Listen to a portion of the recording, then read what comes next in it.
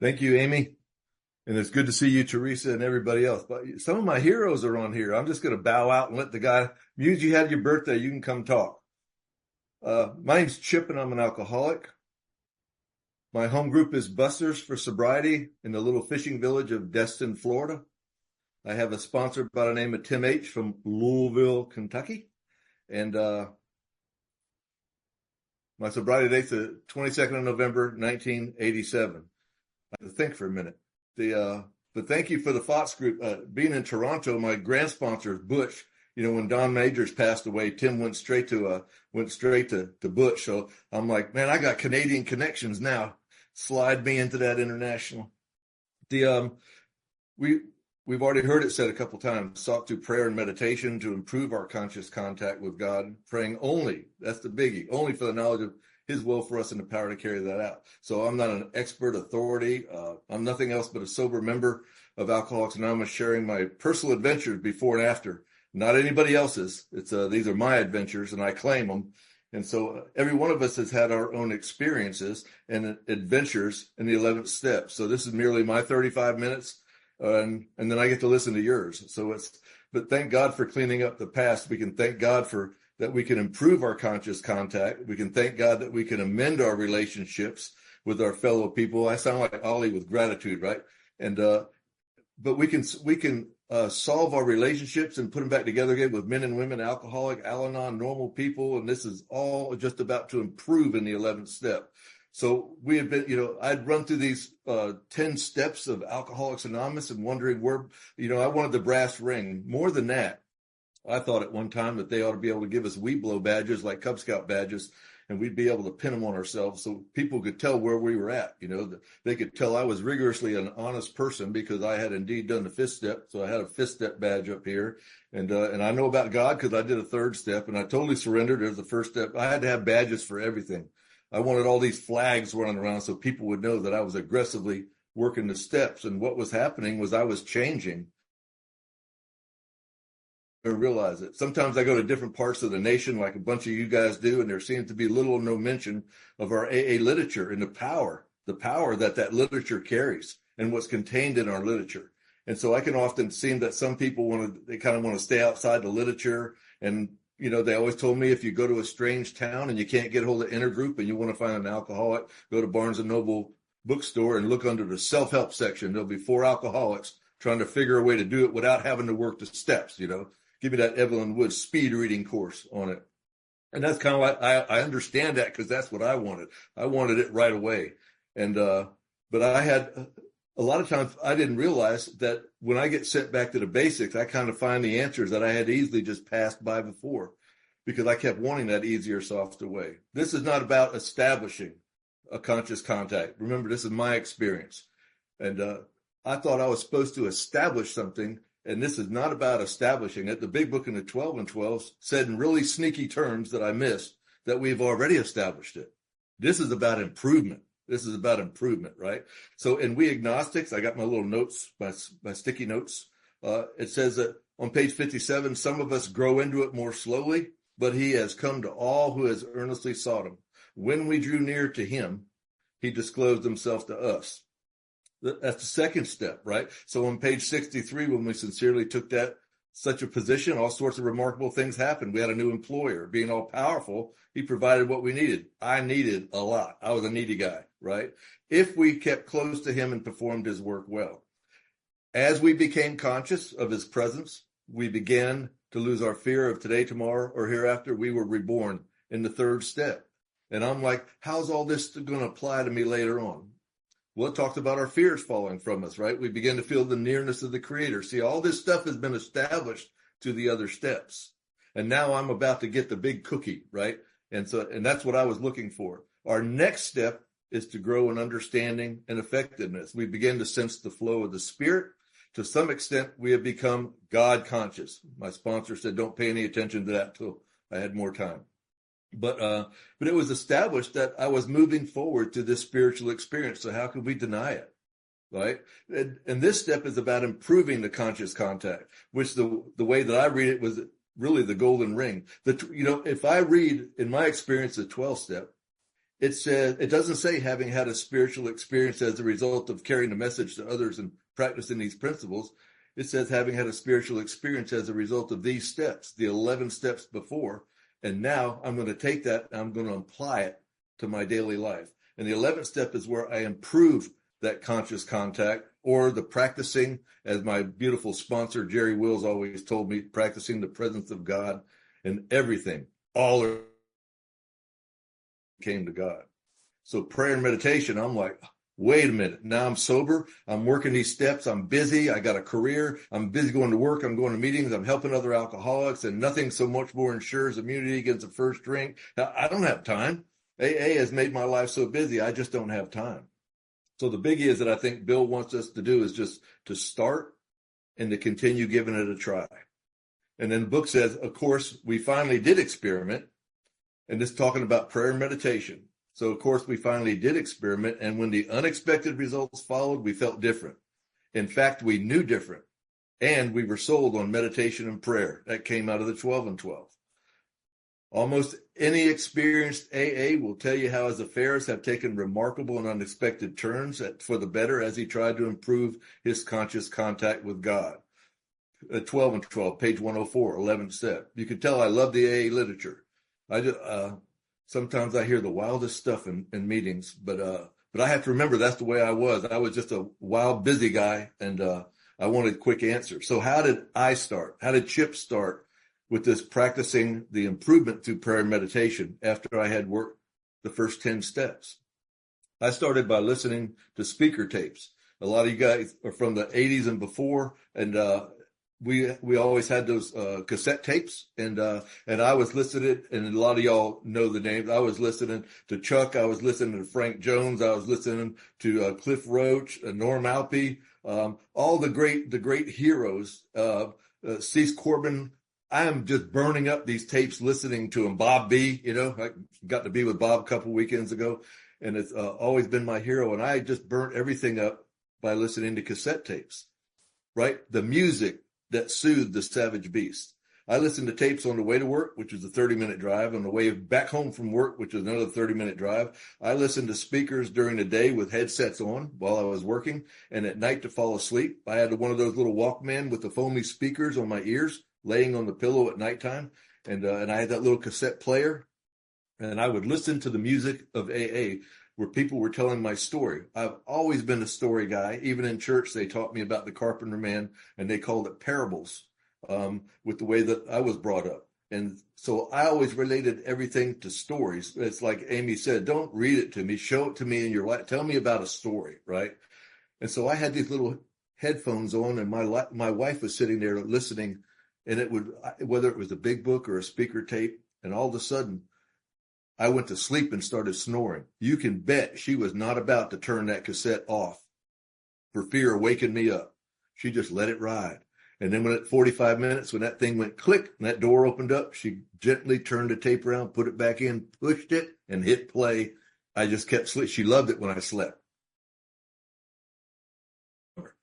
And that's, my poor wife would sit there and listen to all. She learned a big book before I did. I was asleep and she was listening to it over and over and over again, right?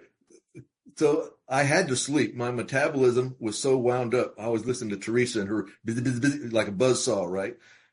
And my metabolism was so high, I couldn't sleep. I couldn't do much of anything. So in essence, speaker tapes were my first form of actual meditation, which was listening.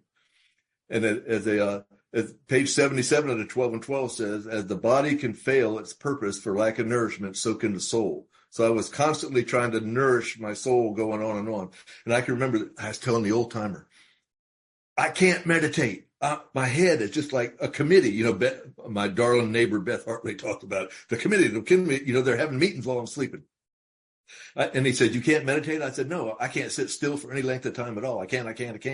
And so the magic of the elder statesman, Burl got sober in 66 at the Long Beach Under 30 and then Bellflower Big Book. He says, well, so you're telling me that you don't know how to meditate.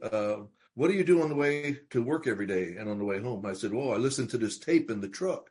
He said, oh, okay, you listen to the tape. And when you go to a meeting at nighttime, what do you do? And I said, well, I sit there and I sit in my seat and I listen. He said, oh, well, how long do you listen for? I said, well, normally an hour. He said, so what are you doing while you're listening? I said, I'm sitting still in a chair. He said, are you speaking to somebody? I love old timers. They just kind of like wring it out of you, right? And I said, no, I'm just sitting there quietly listening. Like, I'm getting aggravated now. And he said, well, sponsee, welcome to Meditation 101. That's how we start practicing. We get quiet. We start listening. We pay attention to what's being said. And then we can formulate our thoughts about it. He said, this is all about starting and then about practicing. So I'm like, cool. So I can claim I got a badge now. I've been meditating. I can put my 11-step badge on. In progress, a work in progress, right? So what I had to have was somebody that would redefine the definition of what I was already doing, because I didn't think I could do it. So I'm denying that I meditate, and I've been doing it all along, right? And he showed me all along where all this was, but I just couldn't recognize the answer. Thank God. Thank God for the old timers that have learned the music that they can soothe me with, and they can tell me the stories and lay out everything for me. So 11th step, I would get up in the morning, I'd say my prayers, I'd put on my Air Force uniform, I'd go into the truck, I'd put on the tape, listen for 30 minutes, drive to work on the way home, did the same thing, went back to my meeting, listened for another, and I knew that I was doing the deal with God and that I was meditating for hours during the day. No longer could I deny it. I am now practicing, right? And I would check that off my list. And at nighttime, my head would be spinning with the events of the day. So I started doing a written 10th step to get my mind focused. And how does that 10th step come in? Edged sword, right? It's a two-edged sword. So I had to think about what I was writing, which kept my mind completely focused. And then I was actually meditating, and then I had to physically write to keep my hands busy. So now I'm mentally and physically getting with God, right? And so, of course, I would go to the store and I would buy Cyber Cybernetics and The Power of the Subconscious Mind, try to fool my sponsor and get overeducated. And he would just tell me, he said, everything that, Johnny always said it, the answers to all your problems in life lie within the blue covers of the big book of Alcoholics Anonymous. And I said, it ain't all there. And it is. I found it. It is for me, right? So what I had to think of was that the magic, it says, when awakening, we do this. Upon retiring at night, we do that. Throughout the day, we do this. I mean, it's basically just all written down. And I was blowing right past it, thinking I didn't have any directions in life. And so how do I continuously improve this thing called the conscious contact? So throughout the years of being sober, did I change up anything in my routine? Did I double down? Did I change it at year 10, 20, 30, 35? No. What happened to my video? Whoop, it went out. Hold on. Boom, I'm back. See, that's how God works. All we do is we hit a spiritual button and it pops right back up again. So how did I do my improvement stuff? The best way that I improved the entire aspect, I didn't double down or change anything. What I started doing was sponsoring people. The greatest exercise in the world that I ever found in the program of Alcoholics Anonymous is sponsoring people and hanging out with my sponsor, right? So I got to work the steps with my sponsor. That's one thing, to have a sponsor, right? It's another thing to be a sponsor. But as Amy knows, I talk about it a lot because I love Tim to death. I just morphed right to him when Jerry passed away, right? One of the dying arts is that for people with a lot of time to be continuously sponsorable, which means that I'm accountable. I had my time with him on the phone yesterday, and then tomorrow night I'm going to be on a Zoom meeting on a big book study with Tim and 25 or 30 other guys, right? But I had to establish this conscious contact. And I knew without a doubt I had established it and that God was there, and I would go to him with my plea and he would listen to me and everything was great. It worked great as I was going along, and I was going through the days, the weeks, the months, the years, the decades, and everything was great. I went through a terrible divorce at 10 years sober. Guess what? God was at my side. We were homies, right? I was praying. I was meditating. I got through it with the help of the people in my home group. I went through a wonderful marriage with a boy meets girl on the AA campus. We dated for 2.5 years under sponsor guidance. It was a miracle. It was a Camelot marriage. It never was going to fail, right? God bulletproof. And I was praying and I was meditating. I went through that wonderful marriage, and long about year 24, we decided it wasn't going to work anymore. And so we ended up going through a divorce. That was divorce number 3. But guess what? Me and God, we're homies. We went through it together. Not a problem whatsoever, right? But God was always there at my side. So in my experience, what happened? Honestly, after a period of time, I began to take this conscious contact thing for granted. This is just me. I wasn't trying to improve anything. I was just maintaining. Everything, everything was great. Everything, finances, romances, circumstances, everything was great in my life. I had arrived and I was on cruise control and I didn't even realize it.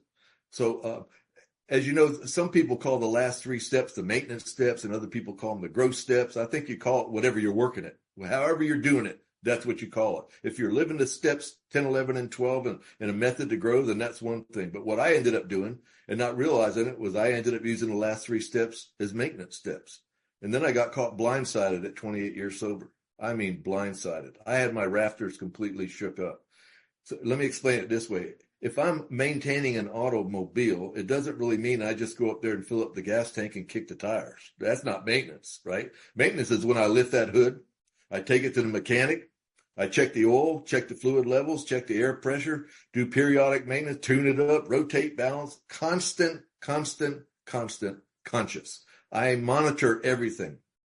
That's what's called to me maintenance. And maintenance is an action, and it's certainly more than filling up with gas and kicking the tires, right? But at 26 years sober, when Angie and I got married, and at 27 years sober, when we moved to the beach and changed home groups, and I called and I notified the man who had been my sponsor for those 27 years that I was going to change sponsors and change home group. Little did I know. If God would have forwarded the script to me, I would have backed out and stayed exactly where I was because I was ill prepared for what had happened. And my life was about to be thrown into a series of trials and low spots I had never experienced before. I couldn't see it happening because I was now living in a dream at the beach with successful business. We just sold the business for an extraordinary amount of money, and Angie and I retired. We're traveling, we're cruising, not a cloud on the horizon. But at 28 years sober, I ended up with this catastrophic thing that I'd never dealt with before. And this has everything to do with the 11th step.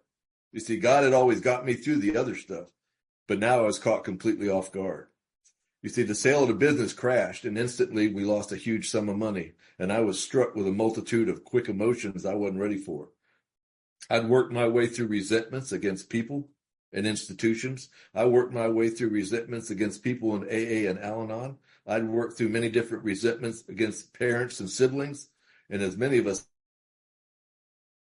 I never dealt with resentment against my own child. And that's what I was totally unprepared for.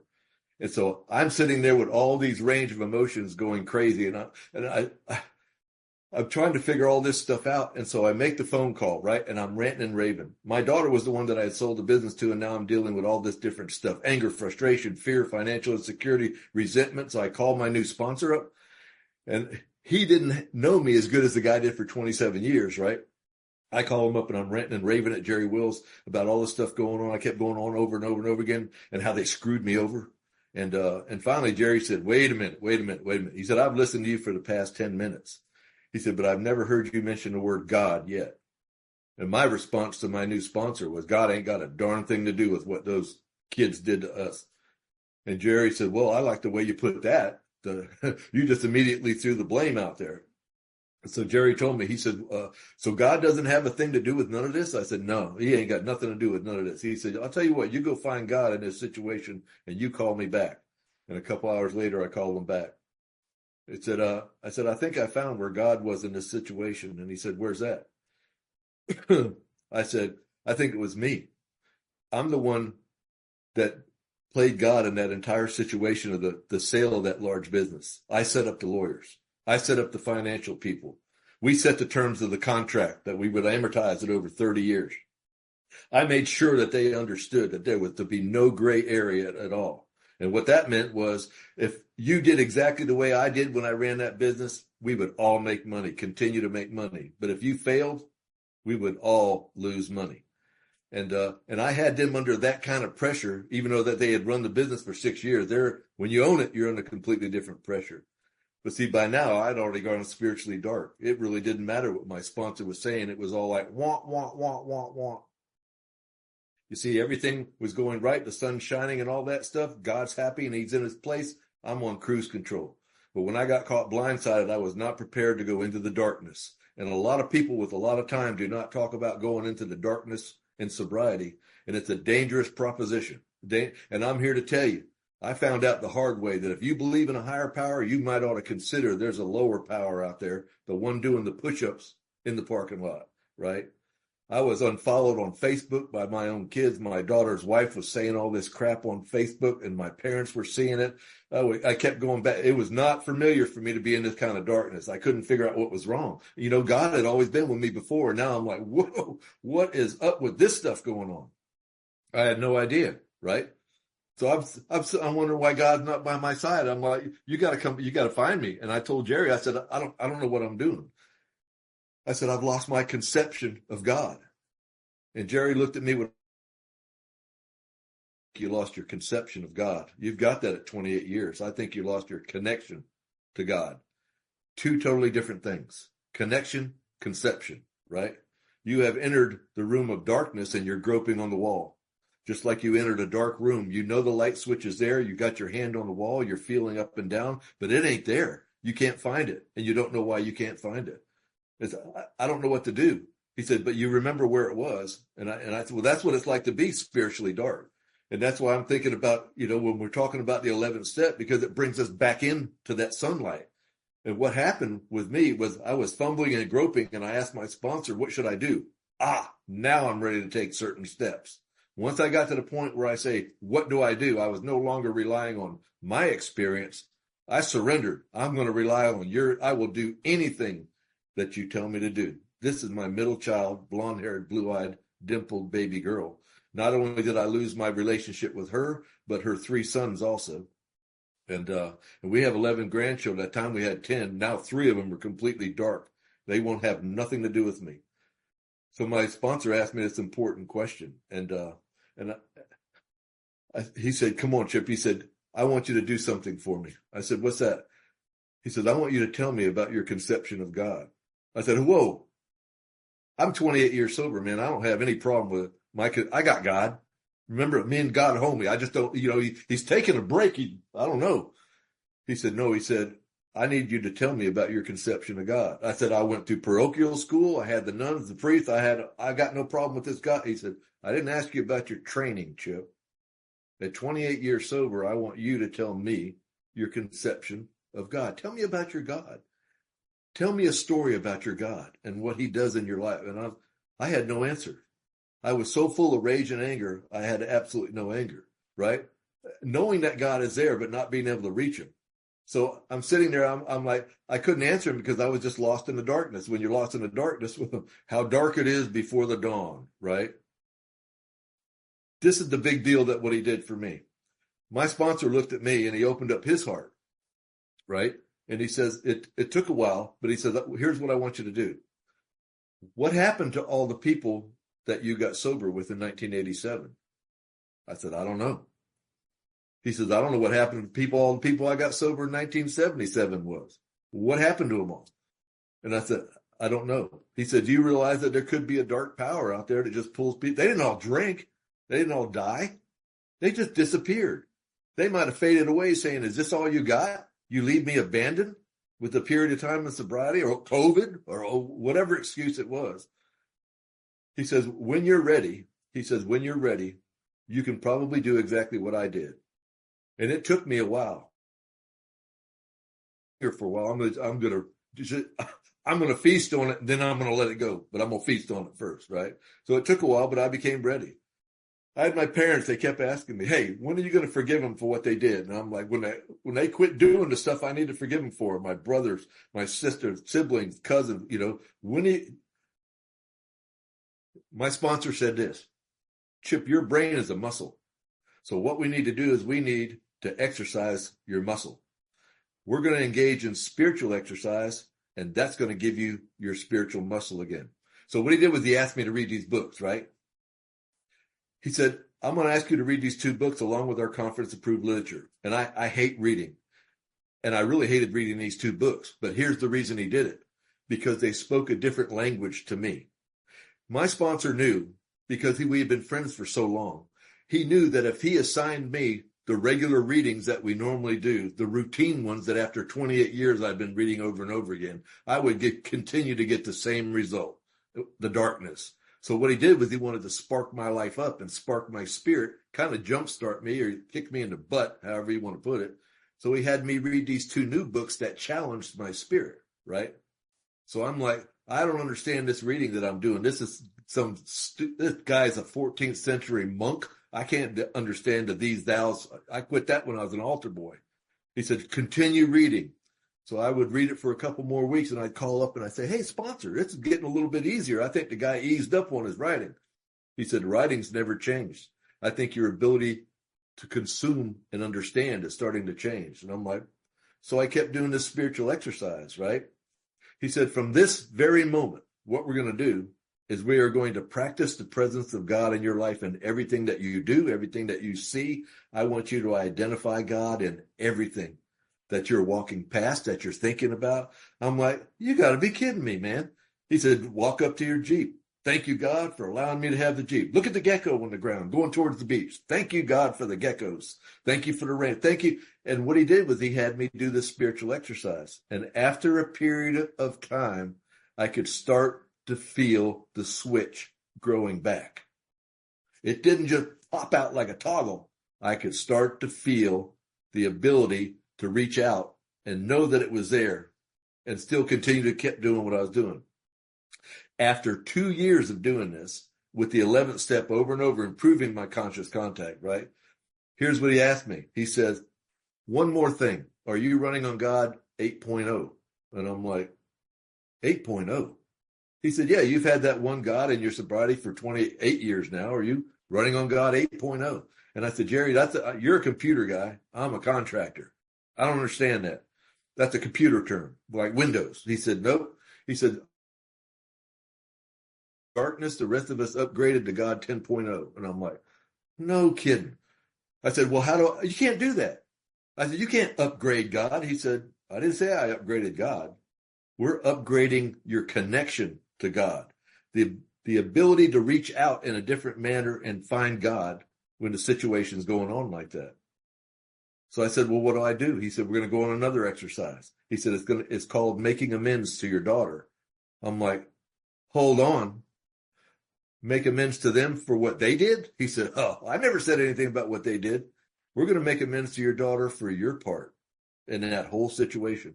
And we're going to try to get everything back as far as the relationship the best that we can.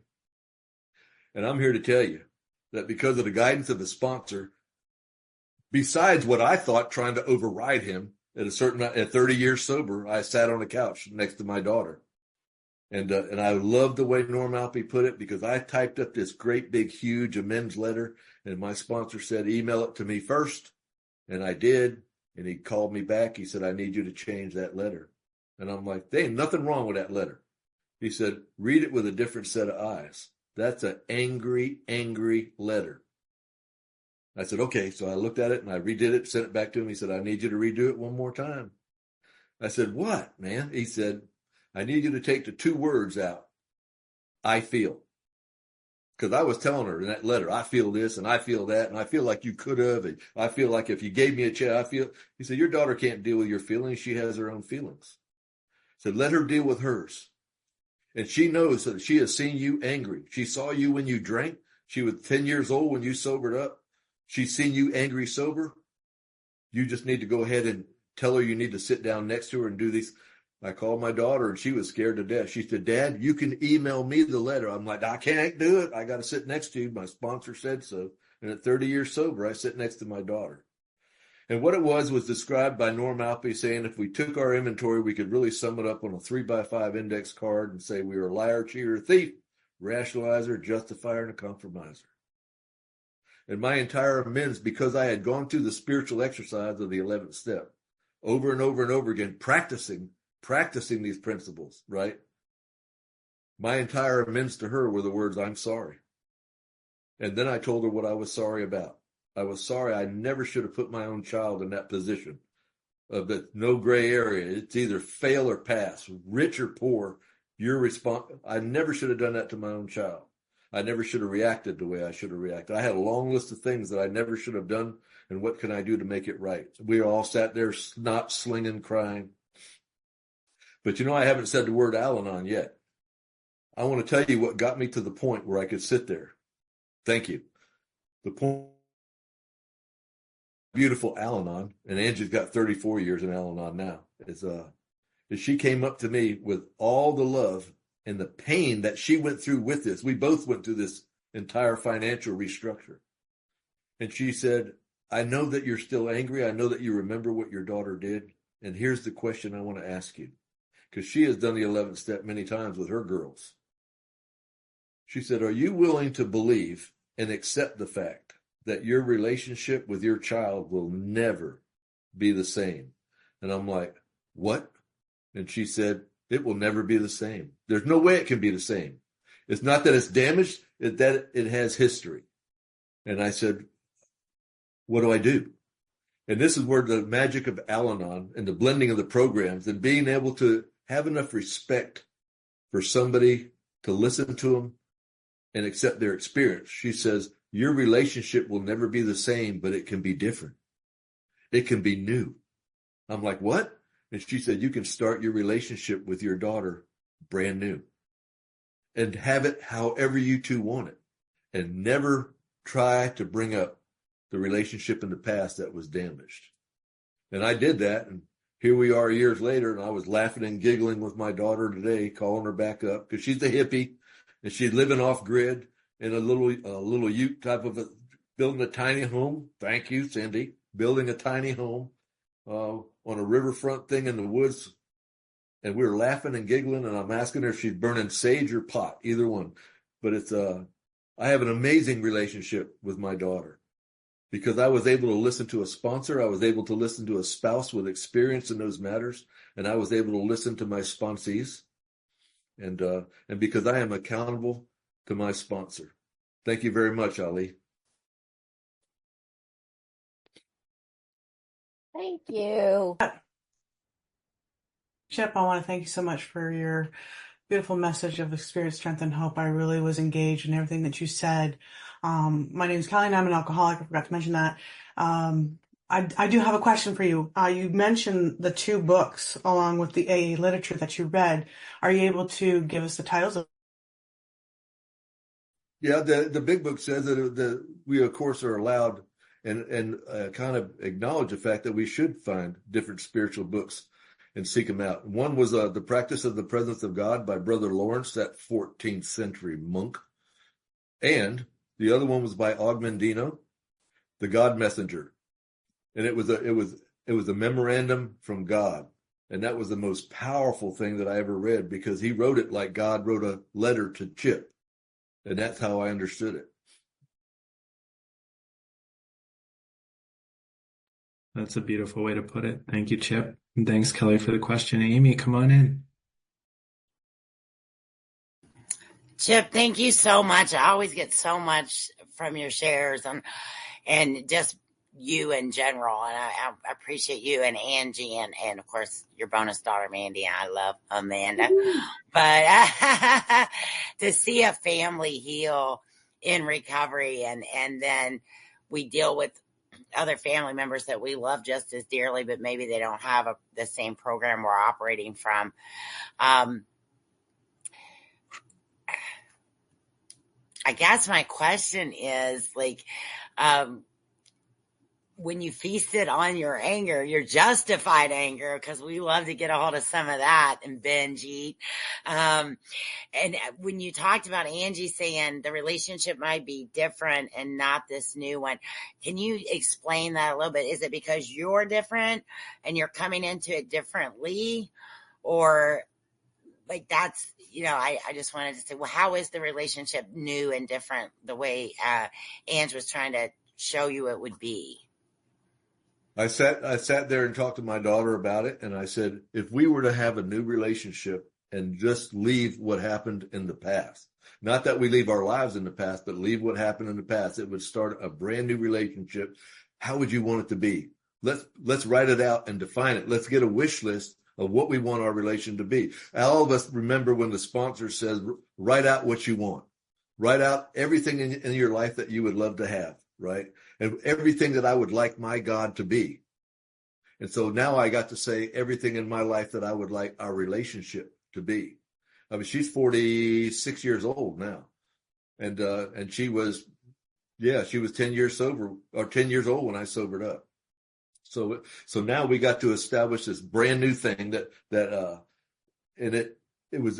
was 7 years ago when that happened. So we've had 7 years of this brand new type of relationship where we get to laugh and giggle, right? And we both make mistakes, but never, it's like a lot of y'all have heard Angie, we talk about the 7-day rule. And I use that with my daughter a lot. And if you've never heard it, my wife describe it, because it's her up with it. We have a 7-day rule. If I do something that upsets my wife, she has 7 days to bring it to my attention or let it go. If she does something to upset me, I have 7 days to mull about it, to think about it, and then to talk to my sponsor about it, to do any bit of the homework I want. If I don't challenge her or talk to her within 7 days, it's off the table. We are never allowed to go, well, you know what, 2 months ago, blah, blah, blah, blah, blah, and bring back stuff it is done. It is off the table. And we call foul. It's foul. Foul. You can't do that. And that's basically how I restructured that relationship with Elizabeth. That's beautiful, Chip. I thought you were going to say you had 7 minutes for you to do that. No. Calvin, come on, brother. Hello, everyone. My name is Calvin. I'm an alcoholic. And thank you, Chip, for a strong message, man. I heard you. And I also have a daughter, about your daughter's age. She's 48, my oldest daughter. And she didn't talk to me for 5 years. And one day she called me and said, Daddy, I'm in big trouble. I'm suffering from the disease of alcohol. And I 12-stepped my daughter. And she got in my pocket. I'm like you. I love the literature. I love the program itself of Alcoholics Anonymous. Always have, and so I, took her under my wing, but she got a good sponsor. The sponsor took her through the steps, and she got strong in this program. She's 12 years sober now, and about two or 3 years ago, she stopped talking. She became a millionaire, but she stayed in the program, and she stayed strapped in it. But what happened was she went into Reiki. She's a Reiki master, right? Mm-hmm. And so her spirit changed. And I didn't want to lose her. So I started learning about Reiki because I didn't want to lose her. I lost her for 5 years. Anyway, and one day I checked on her. My wife had told me that her business is doing well. One of her businesses is doing well. So I just looked at her and I called her the next day. She said, Daddy, I've been waiting for this call. And she called me about 2 months ago, and she told me to be quiet. I just want to talk to you. And she let me know what I meant to her in her life and what I have done. And I never seen it coming. So sometimes, like you said, sometimes I can just be still and do the next right thing. It just works out. You brought a powerful message, man. I heard you tonight, man. Thank you, Calvin. And it just comes like that. Thank you so much, Chip. Thank you. Thank you, Calvin. Marilyn, it's great to see you. Come on in. Good evening, family. My name is Marilyn. I am alcoholic. And thank you so much, Chip, for just a wonderful, powerful share. Daughter, I started listening even closer because I'm going through a situation. I guess it's daughter day. And I'm going through a situation, probably a year into my sobriety. This time my daughter just stopped talking to me because I don't get along with her husband. And she has 3 of my grandchildren, and one of which I'm very, very close to. And I've talked to my sponsor about this. I worked through a fear inventory with my spiritual advisor about this. And, and it's like God has me like being still, right? I haven't got the, I had made an amends to her already. And I don't know where we are in the relationship. She's just not talking to me and not letting me see the grandchildren. And so I don't know what to do, right? So I'm just wondering, during that period of time when you didn't know what to do, what did you do? Before your sponsor kind of guided you to maybe doing the amends process, because I've done that. And I don't know. It's very painful, but I have a powerful God that, daily walks me through the pain, and it doesn't hurt so bad, one day at a time, but I don't know what to do. Bless you. 'Cause I can remember sitting there and I would be so angry, and my father, the commander, I'd be sitting at that dining room table in there, and my father he was number 3 on my resentment list, and we established a beautiful relationship together. And my dad is now upset with me. And he's saying, when are you going to forgive him? You got to forgive him. You are the father. You have to do this. You have to, because that's all he understood. And all I knew was that if I just stayed away long enough, because every time I got close, I would see stuff on Facebook. Even my parents saw this crap on Facebook, but her wife was just blasting us, because what they had done was she has 2 autistic boys, and that's a 28-hour-a-day job. Right now, they're 14 and 12, living off the grid. Oh my God! And so and my daughter's a Reiki master. She's a yoga master. She's a holistic RN nurse, and she spends all of her time trying to cure those boys. And there's nothing I can do to stop her. But all I kept trying to do was I tried to maintain a contact with the boys, and I couldn't do it. The oldest one he's 29 now, living out in Bentonville, Arkansas. But everything stopped. So what my sponsor had me do was, he said, you need to continue. If you can't write your daughter, you need to write those boys, and you need to send them notes and send them they wouldn't answer me. Of course, the autistic ones can't, they're nonverbal. But it got to get out of that pain. I don't care what it costs, God. I'll write the check. I'll do everything that you want me to do, because it hurts. It hurt, And it was, and thank God that I was able to go through that. A lot of us that know each other's lives and know each other's stories know the rest of all the deals that happen like that. When my relationship with my daughter got put back together again, my son died. So it was and he died of a massive heart attack the day after Father's Day, when I was sitting there doing a 12-step with a guy on a picnic bench. And I understand with this practicing the consciousness of God. And I knew exactly when I got that text and I took that guy home, that I spent 4 hours with that guy. He had severe PTSD. He's an Army Ranger pulling burning bodies out of a helicopter. I don't know anything about PTSD, but I'm a great listener, because that's what my sponsor said. Listen. And I listened to him for 4 hours, and I got off the road, drove down, and I said, oh my God, I forgot to tell you. I got on the phone. I said, thank you so much for my spiritual exercise, because I felt my spiritual muscle grow. 40 seconds later, I got the text, my son died of a massive heart attack. And I knew in that instant, because of what I went through with my daughter and seeing the exact results of how God works when I draw near to him, instead of staying back, going, I'll come when you fix this. I'll write the check, you fix it, I'll come back to you, God. I knew without an instant, I knew exactly why I sat on that bench for 4 hours. It wasn't for me to help JW. It was for JW to prepare me for that text. That is the practice of the presence of God, knowing without a doubt that's a God shot. And he helped me prepare for that. My deal is, can you imagine?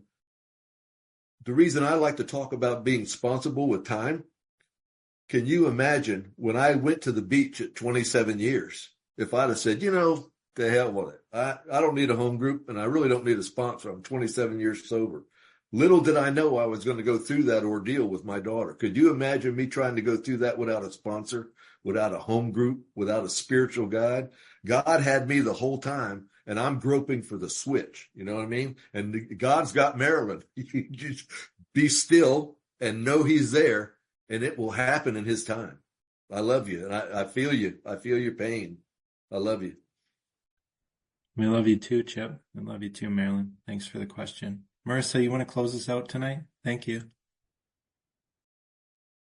Yeah, hi everyone. I'm Marissa Main. I'm an alcoholic. Thank you so much, Chip, for your share this evening. And you just alluded to it in your answer to that previous question, but also throughout your share of drawing near to God, improving your conscious contact, and the sponsorship you mentioned. But are there other practices that you do today to improve that contact, kind of routines that you draw closer outside of that sponsorship relationship? No, and thank you for that question. What I found out is I can occupy, I'm retiring, listen to Amy, this time it's for good, in 65 days. I'm done. I'll be 70 years old. That'll be my third retirement. I'm done, right? I can occupy 28 hours a day with ritual. I watched people. I did it when I was brand new. I had to occupy my mind. I was journaling everything. If I had a thought, I had to stop everything, go write it down. I had a little notebook I carried around. My sponsor had me do that with my finances because I was so messed up. But I was busy. What I found out was I found a routine, not a ritual, that I'm very comfortable with, but it also includes meetings. So everybody says, I got meeting sponsorship and all that stuff, right? Everybody says, what are you going to do when you retire? I'm going to go to central office and volunteer. I'm going to go to more meetings besides just my home group because I have a construction business and it gets crazy. And I'm going to travel like I do. We go around the world and I add to that, and especially by being with people like you. I have stuff that happened to me when I had a quadruple bypass the day before COVID was claimed a pandemic. And that was a 5th surgery in 12 months. They quarantined me for a year, and I had never heard the word Zoom. You don't think God had my back? I woke in the cardiac unit with my body stapled together on Dilaudid, and they opened a laptop. Why? Because my home group assigned a newcomer to go figure out what the hell Zoom is and get a laptop up to the old timer. You know, there's Beth and Chuck Hartley. Somebody needs to fix this crap. And I woke up and there's my entire home group and I am so loaded. I'm like, I want to share. And they're like, no. You stay muted, buddy. And God had my back the whole time. I understood that because I went through the presence exercise. Oh, that's a God shot. This is a God shot. That's a God shot. That's how my daily routine changes as I recognize everything. I listened to Ali when he talked at our state convention. There wasn't a dry eye in the place because he was so, his expression of gratitude was so extemporaneous. It wasn't like he's reading my expression of gratitude. He reeked of gratitude. All the other speakers, it